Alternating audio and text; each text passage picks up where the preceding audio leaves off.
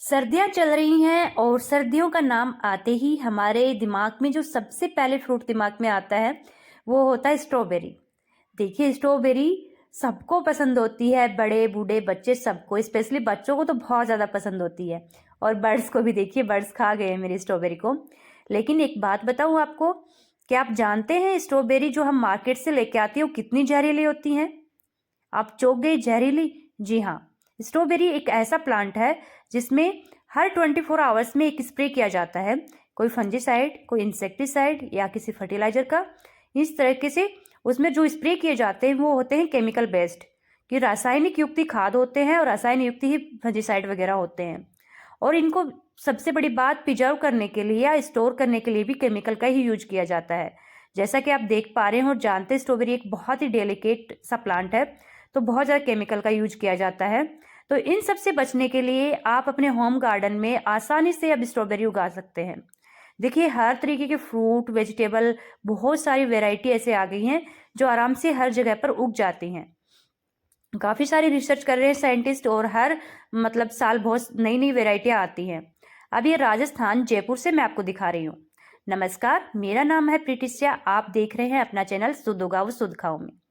आज हम बात करने वाले हैं स्ट्रॉबेरी के बारे में, जिससे मैं आपको जितने अप डाउन मुझे इस प्लांट को ग्रो करने में जितनी प्रॉब्लम्स हुई हैं और कितना मतलब इजी है या मुश्किल है इसको उगाना, सारी चीज़ें मैं आपके साथ शेयर करूंगी। सॉरी फॉर दिस, मैं इसको कैप्चर किए बिना नहीं रही। ये आज सुबह से यहाँ पे बैठी है 2-3 घंटे से, और पता नहीं क्यों। और देखिए मेरे से डर भी नहीं रही है, बहुत आराम से बैठी है। अब आते हैं हम टॉपिक पर।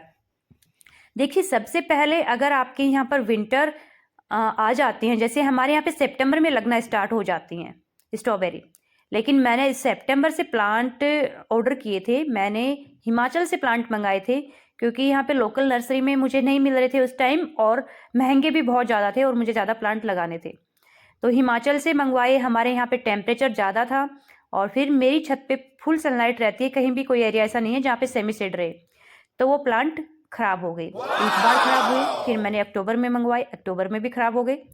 फिर मैंने मीन्स ना नवंबर में, हाँ नहीं, नवंबर में मंगवाए, लास्ट वीक नवंबर में। ये जो प्लांट आप देख रहे हो ये नवंबर के प्लांट है और मैंने उस टाइम लगाया, थर्ड टाइम का ये रिजल्ट है। क्योंकि मैंने जब यहाँ पे नर्सरी पे ट्राई किया तो प्लांट मीन्स एक पौधा 40 रुपए का, 50-60 ऐसे मिल रहे थे। और कोई कोई मीन्स ऐसे बहुत कमज़ोर से पौधे थे, वो 30 रुपीज़ के मिल रहे थे। तो मुझे मतलब 50 पौधे चाहिए थे, तो इस तरीके से मैंने वहाँ से मंगवाए और ये मुझे अच्छे पौधे मिल गए।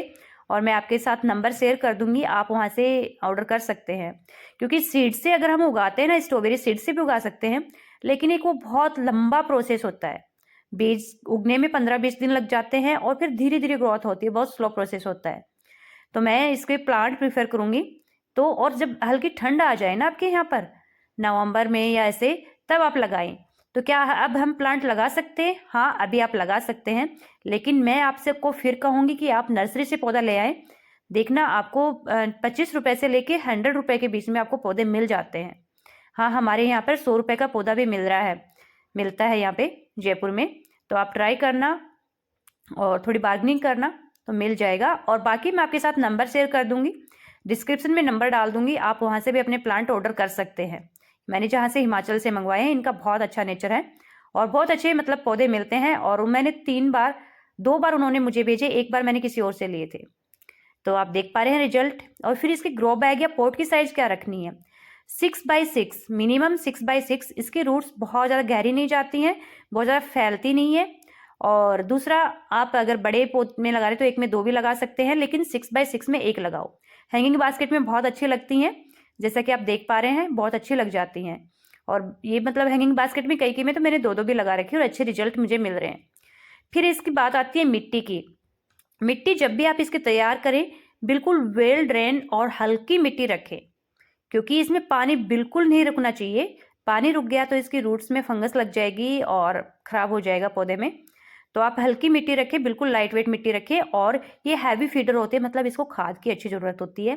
तो मिट्टी में आप अच्छा वर्मी कंपोस्ट या गोबर का सड़ा हुआ खाद अच्छा मिलाएं, नीम खली भी मिलाएं, क्योंकि वो फंजीसाइड का काम करेगी साथ में। और या फिर आप कोई भी खाद आप इसमें मिला सकते हैं, लेकिन वो सड़ा हुआ हो, अच्छा हो। और नीम खली बिल्कुल भी ना भूलें। देखिए कितनी देर हो गई, मैंने इससे बात भी की है फिर भी ये नहीं गई है। तो ये मिलाकर आप मिट्टी को आप उसमें लगाएं, और ध्यान रहे इसका जो क्राउन होता है ना, जो सबसे टॉप वाला क्राउन हो, जैसे कि आप देख पा रहे हैं बीच में नई नई पत्तियां निकल रही है ना, ये इसका क्राउन है। यहीं से इसकी फ्लावरिंग निकलेंगी और यहीं से इसकी पत्तियां। तो इसको आप मिट्टी में बिल्कुल भी ना दबाएं, ये जरूर ध्यान में रखें, क्योंकि यहीं से ग्रोथ होगी। नर्सरी में जो होते हैं वो दबा देते हैं, उनके पास सैपलिंग आती है, फिर वो ग्रो बैग में या किसी में लगाते हैं, पॉली बैग वगैरह में, तो दबा देते हैं। और जब तक हमारे पास प्लांट आता है फिर हम लगाते हैं तो पौधा खराब हो जाता है। तो उसका क्राउन को बिल्कुल भी ना दबाएं और अच्छे से उसको लगाएं। जैसे आप देख पा रहे हैं सब पौधों में मैंने पॉलीथीन इसलिए लगा रखी है क्योंकि बर्ड्स खा जाते हैं, इसलिए मैं इनको थोड़ा कवर कर देती हूँ। एक भी नहीं मिलती है, नहीं तो मुझे एक बार के तो सारी खा गए थे। तो ये चीज़ आप उसको ध्यान रखें। और फिर आप उसको लगाने के बाद में, अभी सर्दियां हैं तो फुल सनलाइट चाहिए कि इसे, अभी सर्दियां हैं तो फुल सनलाइट में रखें। और पानी का ध्यान रखें, ओवर वाटरिंग कभी भी ना करें इसमें। और पानी सुबह के टाइम दें इसमें। शाम के टाइम पानी दिया और गलती से इसके पत्ते गीले हो गए तो पत्तों में फंगस का डर रहता है, बहुत ज़्यादा डर रहता है इसमें फंगस का। तो आप सुबह के टाइम पानी दें और ओवर वाटरिंग नहीं करें, बिल्कुल बस नमी बना कर रखें। मिट्टी को बिल्कुल ऐसे कीचड़ जैसा ना करें, तो बहुत अच्छे से ग्रोथ हो जाएगी इनकी और अच्छी मतलब स्ट्रॉबेरीज आपको मिल जाएंगी। बहुत ज़्यादा वेराइटी आ गई हैं, आप मतलब जहाँ जैसे मिले उसे अपने एरिया के अकॉर्डिंग जो सूटेबल है वो प्लांट आप लें। विंटर डाउन एक ऐसी वेराइटी है जो हमारे इधर अच्छे से लग जाती है, तो आप वो भी ले सकते हैं। मेरी ये विंटर डाउन नहीं है, ये इसका नाम मुझे नहीं पता है, लेकिन इतना पता है कि विंटर डाउन नहीं है। और आप देख पा रहे हैं कितनी अच्छी फ्लावरिंग हो रही है और फ्रूटिंग हो रही है। ये बर्ड्स ने खा लिए थे, इसलिए मैं अब इनको पॉली बैग से कवर करने लग गई हूँ। तो ये चीज़ ध्यान में रखें। और दूसरा, फंगस का भी डर बहुत ज़्यादा रहता है इसमें। तो फंगस के लिए फिर हम क्या करें, किससे बचाएं ऑर्गेनिक में। तो सबसे बेस्ट रिजल्ट मैंने जो देखे हैं वो हैं, जो मैं खट्टी लस्सी का फंजीसाइड बनाती हूँ ना, तांबे के बर्तन में डालकर, उसके सबसे अच्छे रिजल्ट मुझे मिले हैं। अगर आप उसका स्प्रे करोगे तो आपके पौधे में फंगस नहीं लगेगी। ये तांबे का जग देख रहे हो आप सामने।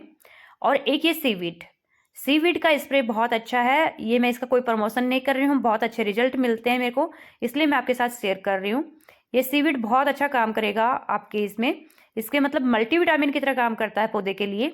तो आप इसको ऑर्डर कर सकते हैं, इनका ऐप भी है और शॉप पे भी मिल जाता है, इजीली मिल जाएगा इस नाम से आप ऑर्डर करोगे तो। और सुबह ही करना है ये स्प्रे भी, 1 लीटर में 5 ml डालकर आप इसका इसमें स्प्रे करोगे। रूट्स में भी डाल सकते हो, बहुत अच्छे रिजल्ट मिलेंगे आपको। दूसरा ये आ जाता है मेरा लिक्विड फर्टिलाइजर, ये सरसों की खली का लिक्विड फर्टिलाइजर। आप ड्राई भी डाल सकते हो, रूट से थोड़ा दूर दूर करके डालना। एक पोट में आपको आधा चम्मच डालनी है पाउडर। और अगर आप ये लिक्विड डाल रहे हो तो ये आपको 50 से 100 ml आपको एक पौधे में डालना है। फिर है ये मेरी खट्टी लस्सी, इसका स्प्रे करती हूँ। ये 3 चीज़ें मैं यूज करती हूँ और इससे मुझे इतनी अच्छी हार्वेस्टिंग मिल जाती है। जो ग्रीन ग्रीन आपको दिख रहा है इसको उतार कर आपको इसी में मिला देना है, नहीं क्योंकि यही अच्छा काम करता है, इसी से फंजीसाइड बनता है। इसका स्प्रे भी सुबह ही करना है, जो पानी देना है सब कुछ आपको सुबह ही करना है और बहुत अच्छे रिजल्ट मिलेंगे आपको। और देख पा रहे हो आप कितनी बड़ी बड़ी और कितनी हेल्दी स्ट्रॉबेरीज है और कितने जैसे गुच्छों में फ्लावरिंग आ रही है। देखिए कितनी अच्छी गुच्छों में फ्लावरिंग आ रखी है। दूसरी चीज़ आ जाती है मल्चिंग। मल्चिंग करना बहुत ज़्यादा ज़रूरी है, क्योंकि मल्चिंग करेंगे तो ये पौधे मिट्टी में टच नहीं होंगे डायरेक्ट, और मिट्टी में टच हो गए ना तो इसमें फंगस लग जाएगी, 100% फंगस लग जाएगी। तो मल्चिंग के लिए मैंने राइस हस्क की यूज की है, आप कोई भी चीज़ यूज कर सकते हैं। ये जैसे इसकी क्राउन भी नहीं भीगना चाहिए, क्राउन इसका दबना नहीं चाहिए मिट्टी में, जैसा आप देख पा रहे हैं जहाँ से नई नई पत्तियां निकल रही हैं, ये क्राउन बोलते हैं इसको। और ना ही इसको गीला करना है, क्योंकि इसमें फंगस का बहुत ज़्यादा डर रहता है। तो आप मल्चिंग कर सकते हैं, किसी पत्तों से कर सकते हैं, या फिर नारियल की जो अपना नारियल लेके आते हैं ना अपन, सूखा नारियल, उसके जो बाहर का जो वेस्ट होता है आप उसको यूज कर सकते हैं। लकड़ी की कोई भी छोटी छोटी चीज़ें होती है, पत्ते वगैरह, वो आप यूज करके आप इसे मल्चिंग करेंगे तो आपके जो फ्रूट होंगे वो बिल्कुल हेल्दी और चमकदार ऐसे सुंदर से बनेंगे और आपको अच्छे से मिलेंगे। इसके बाहर की साइड में इसके बीज होते हैं। स्ट्रॉबेरी का ऐसा फ्रूट होता है जिसके बाहर के साइड इसके बीज होते हैं, और इन बीजों को से भी मार्केट से लाकर भी स्ट्रॉबेरी उगाते हैं लोग, लेकिन वो मैंने बताया आपको कि वो बहुत लंबा प्रोसेस होता है। आप ट्राई कर सकते हैं, लेकिन अभी इसी टाइम अगर आप लगाना चाहते हैं तो आप सीड से बिल्कुल भी ना लगाएं, आप पौधे ले आएँ नर्सरी से और वो लगाएं तो आपके आराम से लग जाएगी और फरवरी तक आपको फ्रूटिंग भी मिलने लग जाएगी, सॉरी हाँ, फरवरी एंड तक मिलने लग जाएगी और अप्रैल तक आपको फ्रूटिंग मिलती रहेगी। फिर आप इनको जैसे जैसे टेम्परेचर बढ़ेगा आप इनको सेमी शेड में रखें, शेड में रखें और नेक्स्ट सीजन के लिए आप इनको सेव करके रखें। इनमें जो बाद में नए पौधे भी तैयार हो जाते हैं, इनमें रनर निकलते हैं और उनसे नए पौधे भी तैयार हो जाते हैं। इस बार मेरी पूरी कोशिश रहेगी कि मैं इनको सेव करूं, इनको बचाऊं धूप से, इन सब से, ताकि मैं नेक्स्ट सीजन के लिए बचा लूं और मैं दूसरे किसी पे डिपेंड ना रहूं पौधों के लिए। और बहुत ही हेल्दी होती हैं ये स्ट्रॉबेरी। घर की स्ट्रॉबेरी तो बहुत ज़्यादा हेल्दी होती हैं। कुछ पौधे मेरे पास बच गए थे, थोड़े थोड़े से, मतलब सैंपल थे, वो पौधे नहीं थे, मीन्स उसकी पत्तियाँ थोड़ी सी मुरझा जाती हैं, छोटे छोटे छोटे पौधे थे, तो मैंने एक इसी में लगा दिए थे और ये देख पा रही हूँ सारे लग गए, अच्छी ग्रोथ हो गई है इनमें। और मैं अब इनको डिस्टर्ब नहीं करना चाहती हूँ, देखती हूँ इनमें कैसा क्या रिजल्ट रहता है। और देखिए इनमें सब में फ्लावरिंग हो रही है और अच्छा रिजल्ट मिल रहा है। अगर आपका पॉट साइज बड़ा है तो आप उसमें 2 पौधे भी लगा सकते हो, 3 भी लगा सकते हो। जैसा कि मैंने बताया कि इसकी रूट्स गहरी नहीं जाती हैं और फैलती भी बहुत ज़्यादा नहीं है। लेकिन जो भी आप लिक्विड खाद या कुछ भी फर्टिलाइज़र आप दे रहे हो, कंपोस्ट वगैरह, उसको आपको 15 दिन पे रिपीट करना ही करना है। देखिए मैं बार बार इस बात पे जोर डाल रही हूँ कि 15 दिन पे कोई भी खाद आप दे रहे हो, ऑर्गेनिक की बात कर रही हूँ मैं, तो उसे 15 दिन पे आपको रिपीट करना है, जिससे आपको अच्छी फ्रूटिंग मिलती रहे। और जो फ्रूट मैच्योर हो जाए उनको हार्वेस्ट कर लें, जिससे पीछे पीछे और फ्रूटिंग होती रहे। मेरी बेटी आएगी स्कूल से तो वो इन्हें हार्वेस्ट करेगी क्योंकि उन्हें बहुत अच्छा लगता है। अगर आपको मेरी दी गई जानकारी पसंद आ रही हो तो प्लीज़ आप एक लाइक और एक शेयर ज़रूर करें, कमेंट करें, इससे मुझे बहुत ही ज़्यादा मोटिवेशन मिलता है और नया कंटेंट क्रिएट करने के लिए मुझे मोटिवेशन भी मिलता है, हेल्प भी मिलती है, क्योंकि आप ही मेरे जो रियल मोटिवेशन तो आप लोग ही हो। और ये देखिए ये सरसों के फूलों के बीच में लगे हुए हैं, तो मैं इधर से इनको छेड़ने का रिस्क नहीं ले सकती क्योंकि यहाँ पर हैं बहुत ज़्यादा हनी बी और वो बहुत ज़्यादा भन-भना रही हैं, आप देख भी पा रहे होंगे वीडियो में, बहुत ज़्यादा हनी बी आ रखी हैं। थैंक्स फॉर वॉचिंग, मिलते हैं नेक्स्ट वीडियो।